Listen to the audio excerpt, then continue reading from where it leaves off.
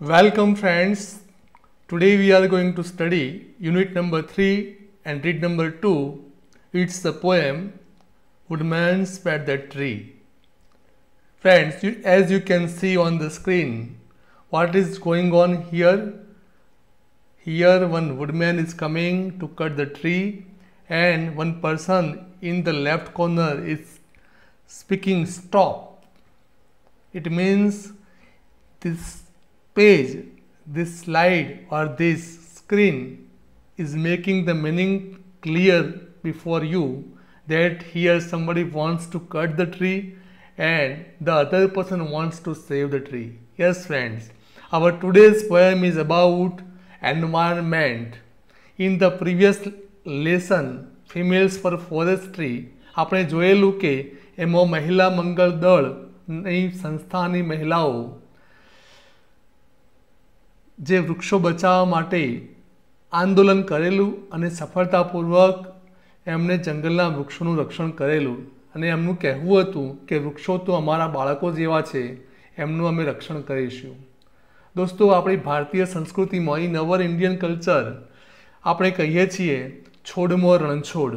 આપણે વૃક્ષમાં ભગવાનનું અસ્તિત્વ જોઈએ છીએ અને ખાસ કરીને તમે જોતા હશો કે પીપળાના વૃક્ષનું, તુલસીના છોડનું આપણે પૂજન કરતા હોઈએ છીએ. એટલું જ નહીં, કેળના પાનને આપણે પૂજા વિધિમાં, કથામાં વાપરતા હોઈએ છીએ. ટૂંકમાં એમ કહીએ કે મનુષ્ય જીવનમાં અને એમાં ખાસ કરીને ભારતીય સમાજમાં trees are very important and like a member of the society. We consider them very important and living people. આપણા ભારતીય વૈજ્ઞાનિકે જ કહેલું કે there is life in tree. વૃક્ષમાં પણ જીવન વસેલું છે. દોસ્તો, એ જ સારને, એ જ પોઈન્ટને આજે આ પોએમમાં આપણે શીખવાના છીએ. Woodman spare the tree. તમે જુઓ છો કે પોએટ છે જ્યોર્જ પોપ મોરિસ નામના પોએટે એમના સમયમાં, એ જ્યારે હયાત હતા ત્યારે આજથી આશરે 300-400 વર્ષ પહેલાં વૃક્ષ બચાવવા માટે પોતાની લાગણી વ્યક્ત કરેલી અને આ બેલાડ એટલે કે કાવ્ય આ નિરૂપણ કરેલું, તૈયાર કરેલું. દોસ્તો, શીર્ષક તમે વાંચો છો woodman spare the tree.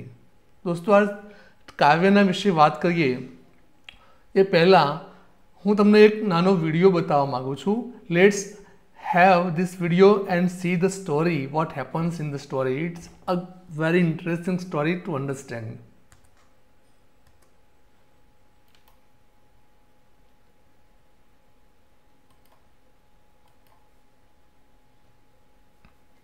Before we see that video, it will be interesting and important to know about the poet of our poem. The name of the poet is George Pope Morris. He was born on October 10, 1802 in America and he died in July 1864 at the age of 61. હા દોસ્તો, ન્યુયોર્કમાં એમનું મૃત્યુ થયેલું. એ વ્યવસાય શું હતો એમનો? He was a poet. He was a songwriter. He was an American poet. Here you can see on the screen George Pope Morris. Let's see our story. It is also interesting to know about the type of the poem or this song that has been written by George Pope Morris. દોસ્તો, spare the tree, woodman spare the ટ્રીનું જો poem છે એ એક બેલાડ poem કહેવાય. હવે બેલાડ poem એટલે શું? બેલાડ poem એમાં મ્યુઝિકનો આયોજન હોય, એટલે કે મ્યુઝિકનો સહારો હોય. સમટાઈમ્સ એમાં મ્યુઝિક યુઝ કરવામાં આવતું. તમે જોઈ શકો છો અહીંયા ફર્સ્ટ લાઈન લખી છે, it is sometimes set to music. એમાં મ્યુઝિક પણ એડ કરવામાં આવતું હોય છે, as you can C here. Right. The second thing, ballad consists of stanzas that contain quatrain or 4 પંક્તિઓનો સમૂહ. જુઓ શું કહીએ છીએ? બેલાડની રચના, કાવ્યની રચનામાં 4 પંક્તિઓના સમૂહ હોય છે. स्टांजा जेने कहे छे एक स्टांजा में 4 लाइनों। Next thing, rhythm of each line is usually iambic. Iambic એટલે શું? આયમ્બિક રિધમ એટલે એમાં એક અનસ્ટ્રેસ્ડ સિલેબલ આવે અને એના પછી સ્ટ્રેસ્ડ સિલેબલ આવે। ભારપૂર્વકના અક્ષરના બાદ ઓછા ભારવાળા અક્ષરની રચનાવાળા શબ્દોની દ્વારા આ કાવ્યની રચના થતી હોય છે। એટલે બેલાડની એક ચોક્કસ બંધારણ હોય છે એની વાત છે। આપણું કાવ્ય એક બેલાડ છે। ત્રીજી મહત્વની વાત છે દોસ્તો, બેલાડમાં શું હોય? Usually 8 or 6 syllables in a line. એક લાઇનની અંદર કેટલા સિલેબલ હોય? તમે જોજો 6 થી 8 સિલેબલની લાઇન હોય છે। બેલાડના પ્રકારના કાવ્યમાં 8 થી 6 સિલેબલવાળા શબ્દોની લાઇન બનેલી હોય છે। ખાસ બેલાડ કયા પ્રકારના કાવ્યો લખવા માટે આ પ્રકારની કાવ્ય રચના વપરાતી હોય છે? તો છેલ્લી લાઇન તમે વાંચો, ઓલમોસ્ટ ઓલ બેલાડ્સ આર નેરેટિવ। બેલાડમાં શું હોય છે? કોઈ ઘટના પ્રસંગનું નિરૂપણ હોય છે। એટલે કે એ શું કહે છે? દે ટેલ અસ સ્ટોરી। બેલાડમાં કોઈ એક સ્ટોરી આપણને જાણવા મળતી હોય છે, કારણ કે એમાં વાર્તાનું નિરૂપણ થયેલું હોય છે, પણ કાવ્યાત્મક રીતે ગદ્ય રૂપે। આ વાત થઈ દોસ્તો બેલાડ ટાઈપના કાવ્યની। હવે આપણે આગળ વધીએ। Here you can see the story of a man tree. આ એક ઇન્ટરેસ્ટિંગ વાર્તા છે, હિન્દીમાં છે, તમને સાંભળવાનું ગમશે।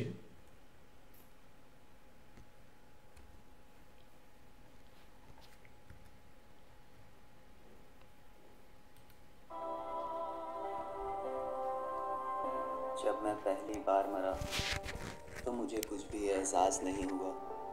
मुझे दर्द का भी एहसास नहीं हुआ। मुझे पता नहीं चला कि मेरी मौत कैसे हुई, लेकिन मैं अपनी मौत को देख सकता था।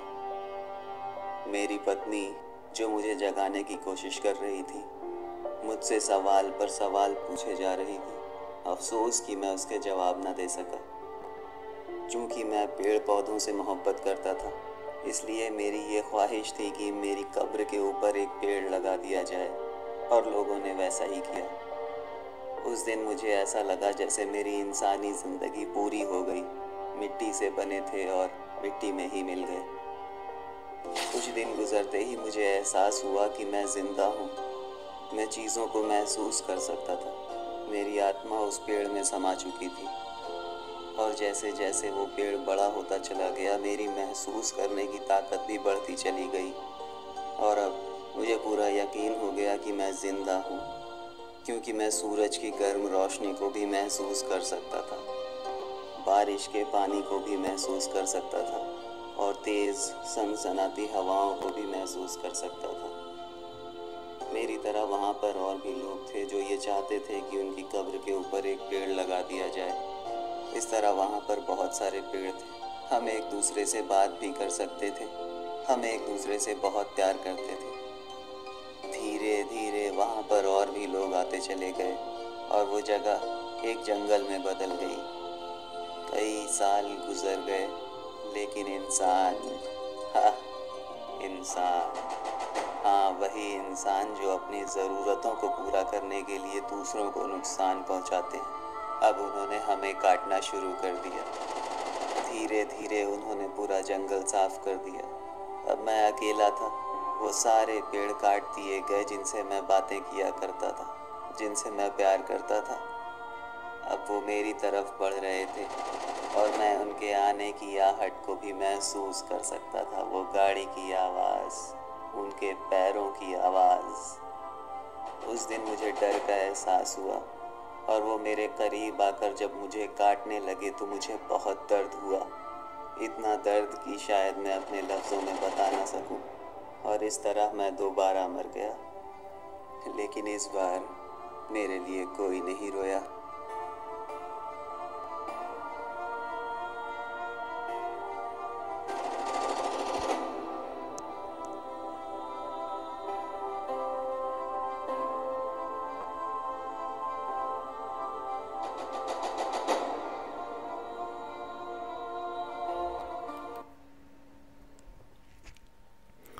ફ્રેન્ડ્સ, આપણે બહુ જ હાર્ટ ટચિંગ વાર્તા યા સ્ટોરી જોઈ કાર્ટૂન રૂપે. એમાં આપણે જોયું કે એક માણસ મૃત્યુ બાદ પોતે વૃક્ષ રૂપે ફરીથી જીવન પામે છે. એની નજર સામે જ એના જેવા માણસ જેવા વૃક્ષોનું પતન થતું જોવા મળે છે અને ફરીથી જે દુઃખ માણસ અનુભવતો હોય છે એ વૃક્ષ તરીકે અનુભવે છે અને જ્યારે પોતાનું મૃત્યુ થાય છે ત્યારે મનુષ્ય જેવી જ પીડા અનુભવે છે. હા દોસ્તો, આ એક સિમ્બોલિક વાર્તા હતી. આપણે સમજવાનું હતું કે દરેક વૃક્ષોમાં જીવન રહેલું છે, કારણ કે દરેકે દરેક જીવ છેવટે તો જીવ હોય છે, એ ચાહે વૃક્ષ હોય કે માણસ હોય. દોસ્તો, હવે આપણે આ કાવ્યને લગતા અગત્યના શબ્દો ઉપર આપણે લક્ષ્ય આપીશું.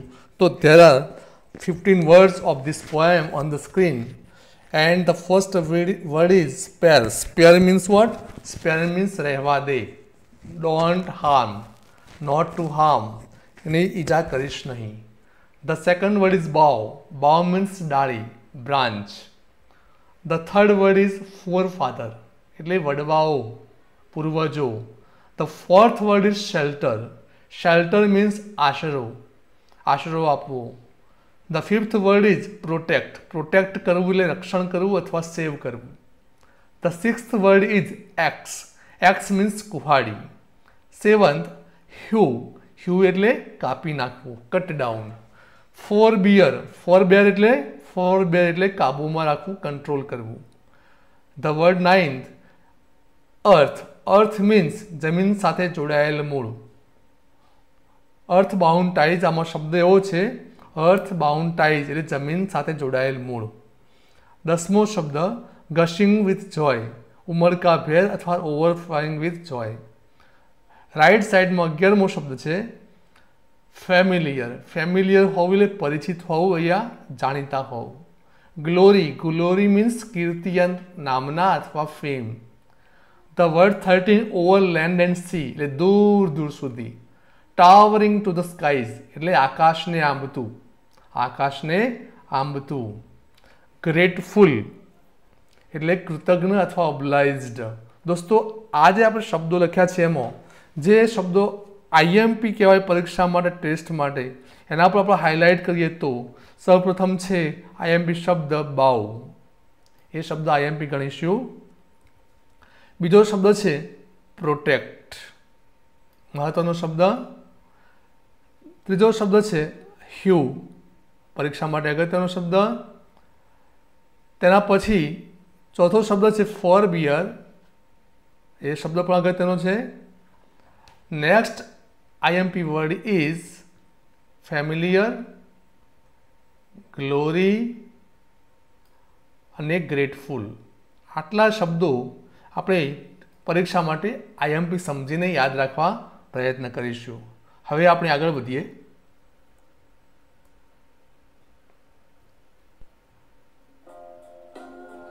Let's listen this poem.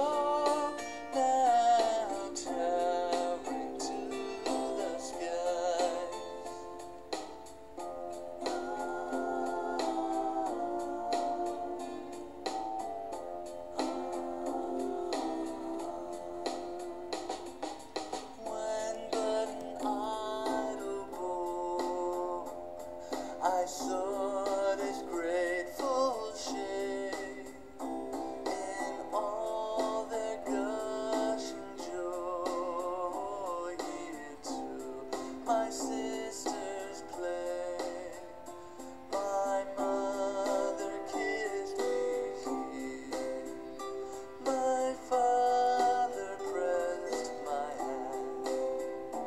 Forgive the foolish tear, but let that old oak stand.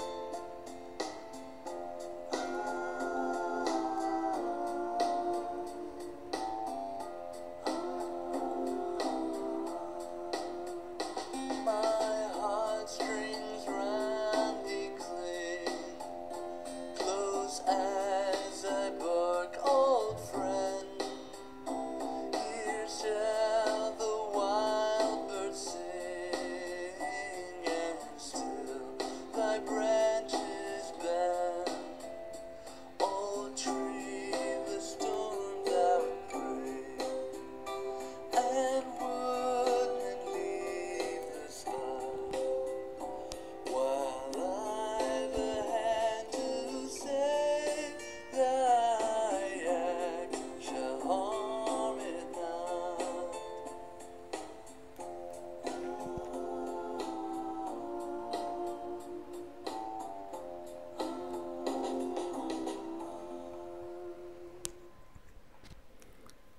Friends, we have enjoyed this poem with music. Now let's move towards the understanding of this poem, and we read stanza by stanza this poem and try to get the meaning of the lines. The title of the poem, as you know, Woodman Spared That Tree, and the poet's name is George Pope Morris. There are 5 questions here. Before we get the answer, it is necessary to read the stanza. Let's read. Woodman spared that tree. Woodman spared that tree. Touch not a single bough. In youth it sheltered me, and I'll protect it now. 'Twas my forefather's hand that placed it in his court. The axe, there woodman let it stand, the axe shall harm it not. દોસ્તો, આ કાવ્યમાં સ્પેરનો અર્થ તમે જાણો, spare એટલે રહેવા દે, કાપીશ નહીં. Don't touch single બાઉ, એક પણ ડાળીને touch કરીશ નહીં.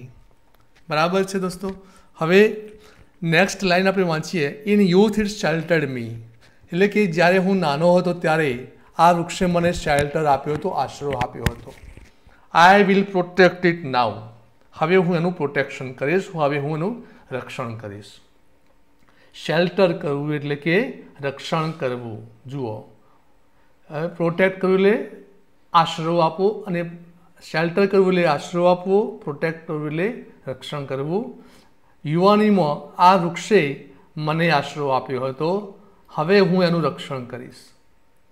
It was my forefather's hand that placed it near his cot, એટલે કે મારા પૂર્વજોએ, મારા વડવાઓએ આ વૃક્ષને એમના કોટ પાસે, એમના ખાટલા પાસે ઉછેરેલો, વાવ્યો હતો.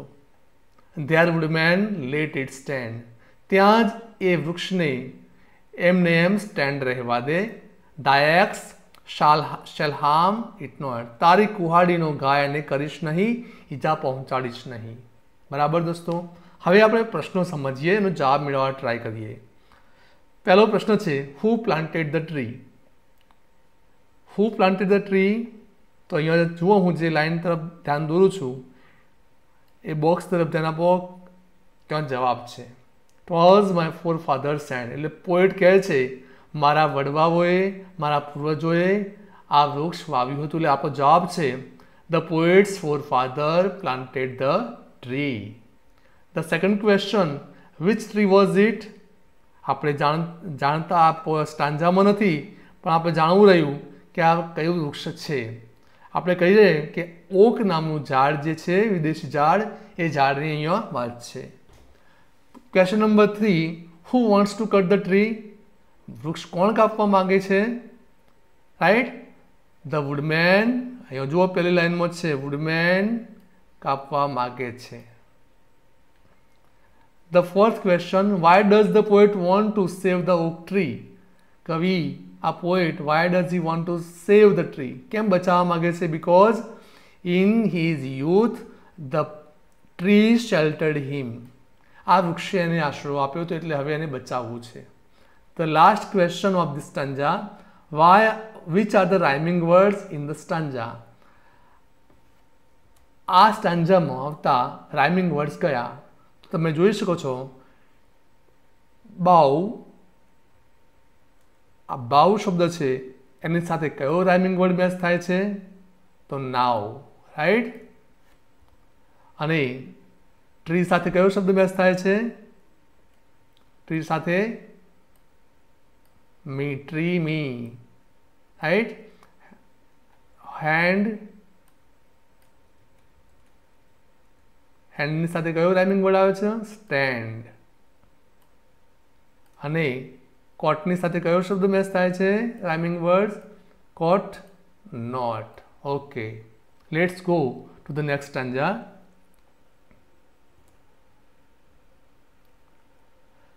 That old familiar tree whose glory and renown are spread over the land and sea. કવિ કહે છે આ વૃક્ષ કેવું છે? ઓલ્ડ છે ટ્રી. આ વૃક્ષ બહુ જૂનું છે, ફેમિલિયર છે, બહુ જાણીતું વૃક્ષ છે. whose glory and renown are spread over land and sea. એની કીર્તિ, એની ખ્યાતિ, એની નામના, એની fame over land and sea પથરાયેલી છે, ફેલાયેલી છે દૂર દૂર સુધી. દોસ્તો, દૂર દૂર સુધી આ વૃક્ષની ખ્યાતિ ફેલાયેલી છે. ઓવર લેન્ડ એન્ડ સી શબ્દ જુઓ ખાસ. ઓવર લેન્ડ એન્ડ સી એટલે દૂર દૂર સુધી. ગ્લોરીનો મતલબ થાય ખ્યાતિ અથવા કીર્તિ. બરાબર, આ વૃક્ષનું વર્ણન થઈ રહ્યું છે. Would thou hew it down? hew down એટલે કાપી નાખવું. hew down એટલે કાપી નાખવું. કવિ કહે છે તું આવા વૃક્ષને કાપવા આવ્યો છે? Woodman forbear thy stroke.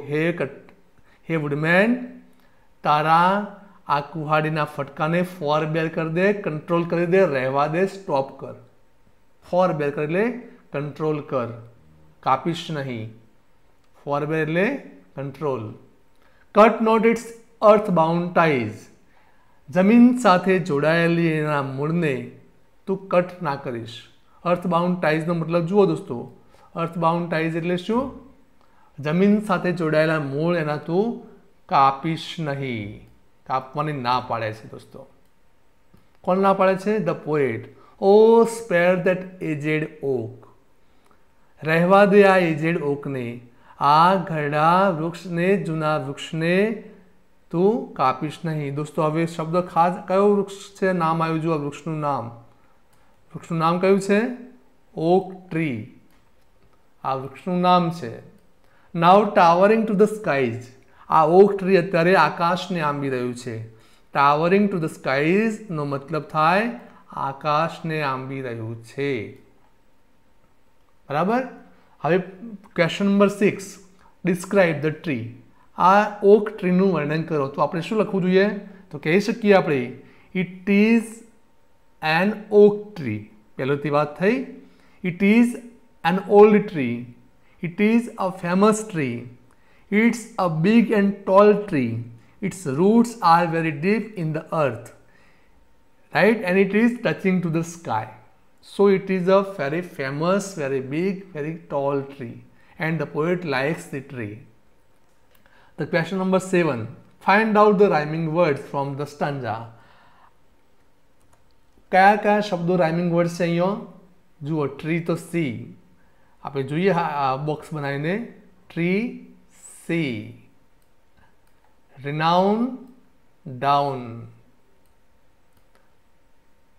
Stroke oak. Ties skies. આ શબ્દો રાઇમિંગ વર્ડ્સ તમને ખ્યાલ આવે છે. Let's go to the next stanza. When but an idle boy has sought its grateful shade.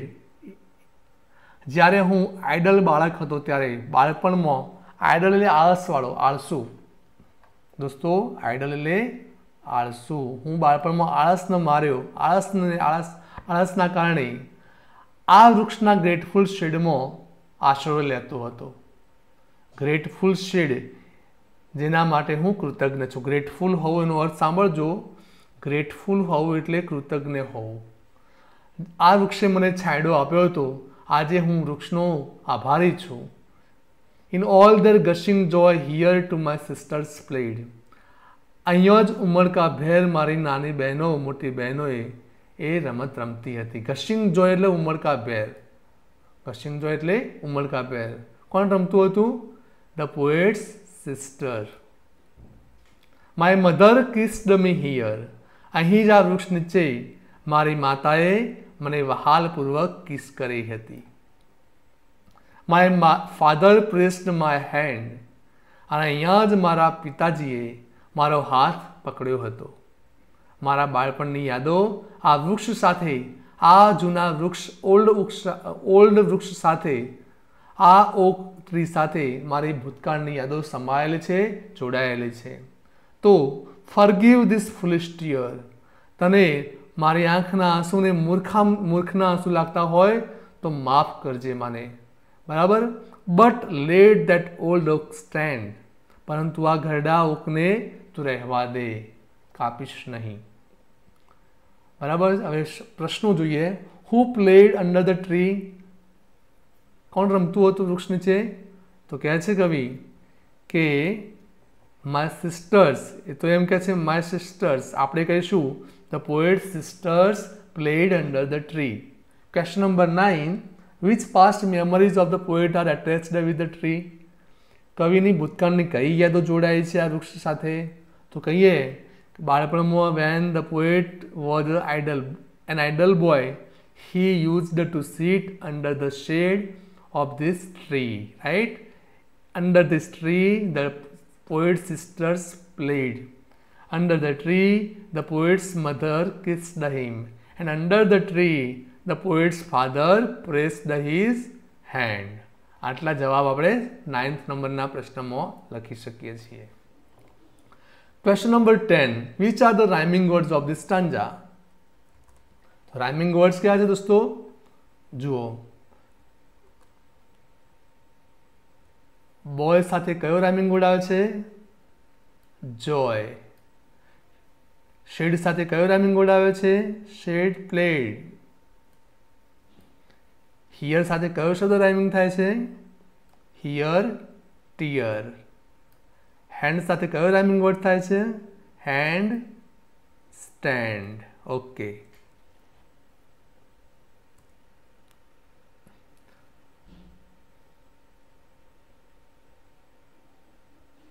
Now it's time to have practice the question in form of true or false. There are 7 questions, 7 statements. આપણે આ statement વાંચીને એ true કે false કહેવાનું રહેશે. The poet is connected with the tree heartily. True કે false? કવિ હૃદયથી વૃક્ષ સાથે જોડાયેલા છે. ટ્રુ કે false? True, right. The second question, the poet's father planted oak tree. કવિના પિતાએ આ વૃક્ષ ઉગાડી વાવ્યું હતું. True કે false? False. It is a small tree. આ વૃક્ષ નાનું છે. True કે false? False. The poet wants to save the tree. કવિ વૃક્ષને બચાવવા ઈચ્છે છે. False. True. Sorry, true. Question number 5. The woodman wants to cut the tree. Woodman વૃક્ષ કાપવા ઈચ્છે છે. True. It's a famous tree. આ વૃક્ષ ખૂબ જ ફેમસ છે. True. And the last question. The poet raises his voice against damage to environment. કવિ પર્યાવરણને થતા નુકસાન સામે અવાજ ઉઠાવી રહ્યા છે. True કે false? True. Right. Find out the similar meaning from the options. There are 5 questions. The first word is bow. બાવના સમાનાર્થી ઓપ્શનમાં કયો જવાબ આવશે? બાવ મીન્સ ડાળી. ડાળી માટે કયો શબ્દ છે દોસ્તો? બાવ માટે ના ટ્રી આવે, ના સ્કિન આવે, ના પ્લાન્ટ આવે, branch. Okay, bough means branch. The second question forbear. Forbear means stop, control. Right, યાદ રાખજો શબ્દ. Forbear means control. Protect. Protect એટલે save. The fourth glory. Glory means game કે fame? Yes, fame. The last word grateful. Grateful means આભારી, કૃતજ્ઞ, happy, foolish, obliged કે beautiful? Yes, ઓબ્લાઇઝડ.